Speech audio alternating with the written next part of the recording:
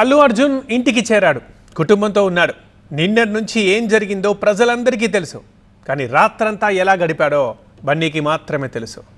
అయితే రాత్రి చెంచల్గూడ జైల్లోనే ఉన్న అల్లు అర్జున్ ఉదయం విడుదలయ్యారు. ఆ తర్వాత ఇంటికి వచ్చిన బన్నీ కళ్ళల్లో ఎన్నో ఎమోషన్స్ కనిపించాయి. ఇంట్లోకి వస్తూనే భావోద్వేగానికి లోనయ్యారు. తన కొడుకు అల్లు అయాన్ని హత్తుకొని బదల్లేదు. ఆ తర్వాత భార్య స్నేహారెడ్డిని చూసి ఎమోషనల్ అయ్యారు. కుటుంబ సభ్యులందరినీ కలిశారు. ఇంట్లోకి ప్రవేశించక ముందే ఆయనకు దిష్టి తీశారు. అరెస్ట్ నుంచి తిరిగి ఇంటికి వచ్చే వరకు అంతా ఎంతో ఆతృతగా ఎదురు చూడటం, దేశవ్యాప్తంగా అంతా బన్నీ అప్డేట్స్ కోసమే వేచి చూడడం వల్ల దిష్టి తగిలి ఉండొచ్చని ఆయనకి కుటుంబ సభ్యులు దిష్టి తీశారు. అనంతరం హారతితో ఇంట్లోకి స్వాగతం పలికారు.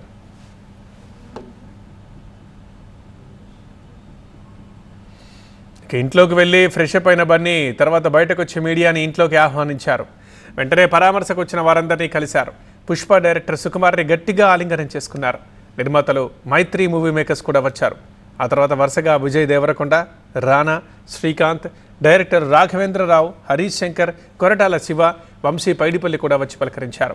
రాజకీయ నేతలు గంటా శ్రీనివాస్, అవంతి శ్రీనివాస్ కూడా పరామర్శించారు. అందరినీ దగ్గరుండి పలకరించిన బన్నీ వారితో చాలాసేపు ముచ్చటించారు. అర్జున్ మేనత్త, చిరంజీవి సతీమణి సురేఖ హుటాహుటిన అల్లు అర్జున్ నివాసానికి వచ్చారు. బన్నీని దగ్గర తీసుకుని కన్నీటి పర్యంతమయ్యారు. అన్న అల్లు అరవింద్తో పాటు అల్లు అర్జున్కి ధైర్యం చెప్పారు సురేఖ.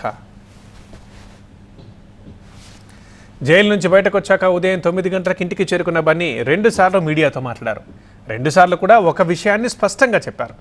20 ఏళ్లుగా వెళ్తున్నా ఇలాంటి ఘటన జరగలేదని, ఈసారి జరిగిన ఘటన అనుకోకుండా తనకు తెలియకుండా జరిగిందే అని అన్నారు.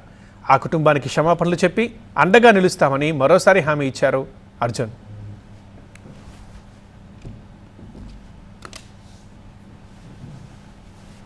When the law is when the law is taking care of itself, then I should not indulge with the case and hamper the case. Then I'm not just from a legal standpoint, then I'm going Thank you very much. Thank you for all your love and support. Definitely, it's a very challenging situation for the family. It's a very challenging situation for the family, and Ante, I just thank you for all your love and prayers for everybody, from all the fans across and for all the people across. Thank you so much. Thank you so much. నేను ఒకటే చెప్తానండి, once again, we're extremely sorry for the family, and I will personally be there to support them in whatever way possible. Yeah, I was inside the theater watching a movie with my family, and the accident happened outside. It's purely of no direct connection to me. It's purely accidental, purely unintentional, and my love and sympathies are genuinely there with the family. I've been coming to the same theater for the last 20 years, and I've been to the same place more than 30 times, and never any accident like this happened. It is purely unfortunate accident, and we're extremely sorry for the accident that has happened, which is totally out of our control. Yes, of course, family kalustantu velchestunam. I'm genuinely touched by everybody's love from all over the country and everywhere, from all the industries, all the people, all the states. Thank you so much for all the love, and especially my fans. Thank you, Andy. Thank you. I love you, my fans. Thank you so much for your unconditional love and support. And of course, I cannot finish it without saying the thanks to the media. Thank you so much. I like to thank the entire media for all your love and support. Thank you.